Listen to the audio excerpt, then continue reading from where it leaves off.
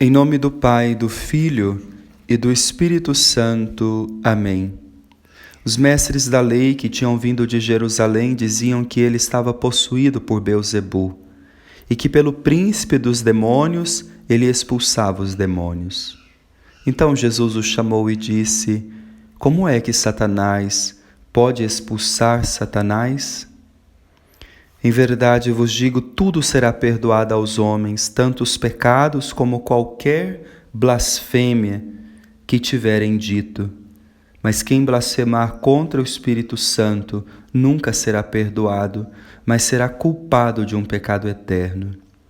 Jesus falou isso porque diziam: ele está possuído por um espírito mau.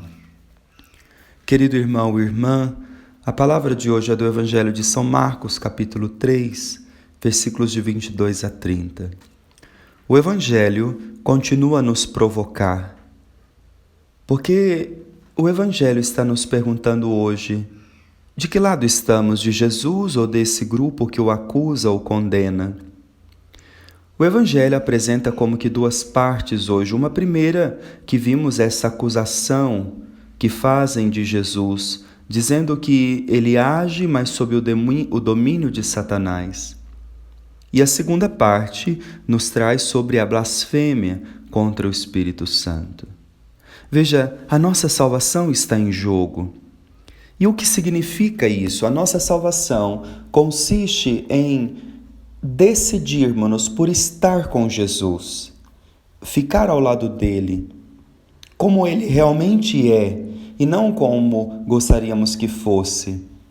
Veja, os fariseus estão encontrando dificuldades para acolher Jesus como Deus, porque Jesus não se apresenta, não se manifesta a ele em consonância com a ideia que eles tinham de Deus, e por isso eles o estão rejeitando. E quando nós não acolhemos, quando nós rejeitamos, nós inventamos desculpas para justificar a nossa não acolhida.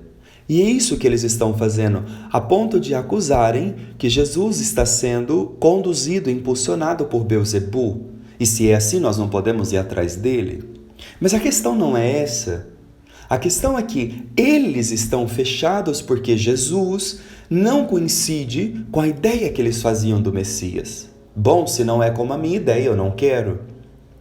Veja como esta realidade, ela acontece muitas vezes no decorrer da nossa vida, quando temos dificuldade de nos abrir para o novo, de termos a humildade de compreender que as coisas não caminham na direção como nós gostaríamos ou como nós imaginávamos.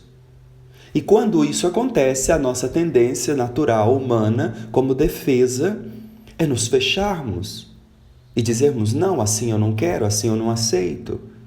E nem percebemos as defesas que vamos levantando para não aderirmos a esse novo.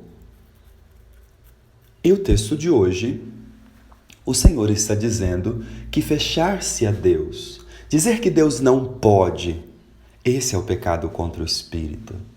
O pecado contra o Espírito Santo é duvidar que Deus pode. E muitas vezes, na nossa atitude, nós nos fechamos de tal maneira que, com o nosso modo, nós estamos dizendo: isso daqui Deus não pode, Ele não pode mexer. Isso aqui é coisa minha. Isso aqui é impossível ser transformado e modificado. E não há nada que seja impossível a Deus. Por isso o Evangelho de hoje questiona o meu coração e penso que também a você, diante do novo, diante daquilo que não coincide muitas vezes com a nossa fantasia, a nossa ideia, no sentido de idealização. Como fazemos? Rejeitamos? Mandamos embora? E nos mantemos no nosso posto fechados? Ou nos abrimos ao Espírito para que Ele nos mova na direção do bem? Que o Senhor nos ajude hoje a abrirmos o coração para acolhê-lo verdadeiramente. Deus abençoe você. Em nome do Pai, do Filho e do Espírito Santo. Amém.